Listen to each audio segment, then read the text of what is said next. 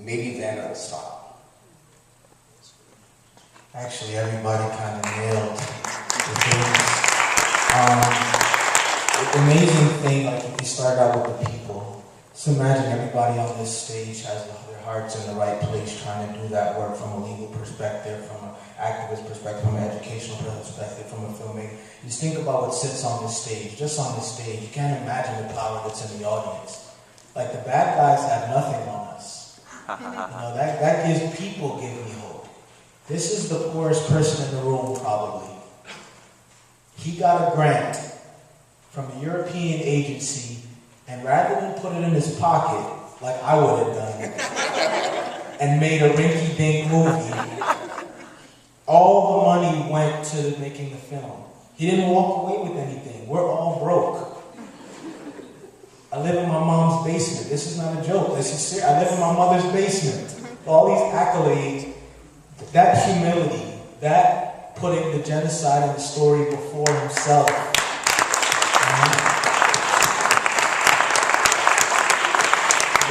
That gives me hope.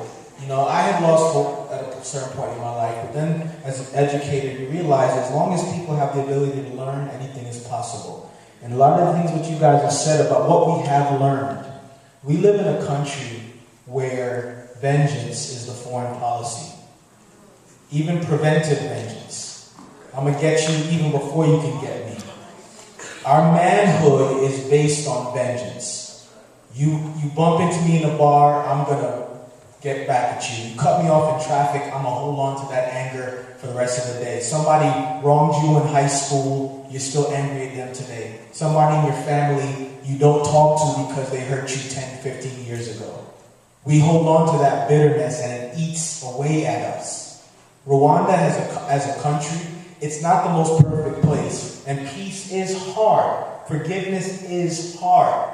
It is not the easier road. It is tough to forgive. That is why it's divine. But as a country, in order to move forward, they chose forgiveness as a policy so that they could move forward. If we could just start implementing a little bit of that into our lives. And then for us in this audience, and this is some serious stuff because I talk about race often because we are scared to talk about it. Imagine how the Hutus and Tutsis were scared to talk about their differences. And it exploded into a genocide. When you say race or slavery or whatever in this country, people shut down. Here we go again. Here we go again. We never actually had the conversation. When we talk, what we talk about is how we don't want to talk about it. Not exactly talking about it. We are criminal. Your silence is criminal. You fighting the conversation lets things like this happen more. And so if you can look over there and see that, look back here, look in the mirror and say, you know what? I have a responsibility on this side where I am in my home, in my town, in my community, in my school to make sure that my country does not end up like that place. Because it is completely possible for it to happen here. It wasn't possible in Germany till it happened. It wasn't possible in Armenia till it happened. It wasn't possible in Rwanda till it happened. It is possible. So, you are my hope. This film, all we did differently was humanize the issue. I wanted you to love an African. I wanted you to like an African. I wanted you to laugh at an African. You do not end genocides with statistics and bodies. You end it by seeing the human being in each and every person on each and every face. How can you kill a man once you know his name is Baron?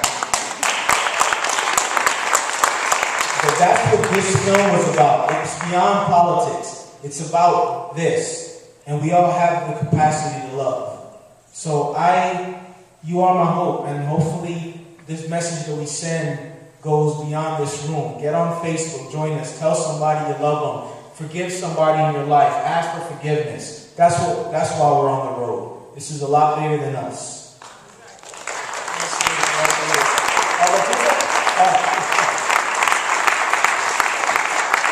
A big hand for Latifah, please. A big hand for Philip Martin in facilitating this conversation. And all of our panelists of distinguished background and humility. I just wanted to reiterate some of the things that were said today. One of the parts that moved me to bring this film here was the human aspect of it. I was excited to see how Muslims were portrayed in the film. And just the whole aspect of making this an interfaith interaction to me is just a dream come true. So I just want to thank all of you for honoring us to be here today, and all of you who came out today to participate. Just housekeeping, I just want to remind you that we have our annual meeting on May 31st, so if you drop your half ticket into that little bucket as you go by, it's exclusive to the audience here. It will not be available to the folks at the annual meeting for this particular door prize from Diva Boutique of a $50 gift certificate, and they have some really cool stuff there. In addition, I just want to remind you, we have our IFYI program, so we have our young people spend an intensive week on a college campus at Brandeis University, and they really get a chance to know each other. We want to talk about not perpetuating some of this thinking. It happens at IFYI program. It's one of our signature programs. And if you're not a member of Cooperative Metropolitan Ministries, please do not leave the door without at least signing your name to the email list. You can find more about some of the programs we do. This is the kind of stuff that we do annually, film programs, panel discussions. And also, I want to go ahead and, before I end, I saw someone standing there. I didn't know if you had a question. Did you have a question? We had designed this panel to have audience participation. I'm big on that. Can I just have that one question asked?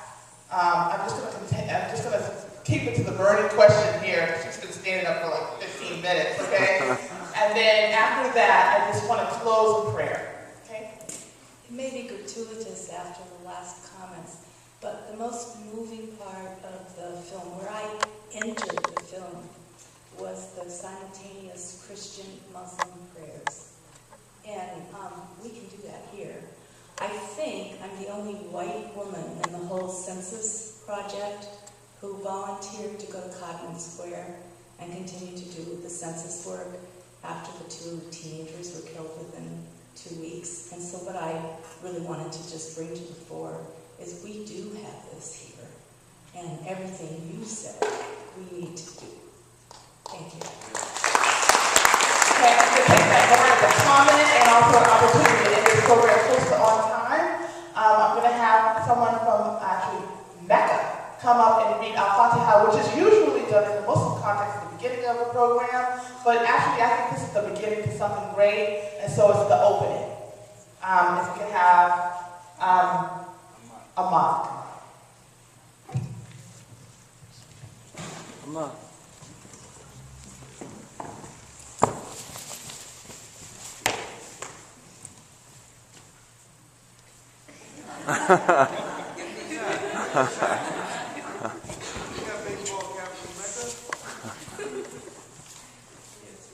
أعوذ بالله من الشيطان الرجيم.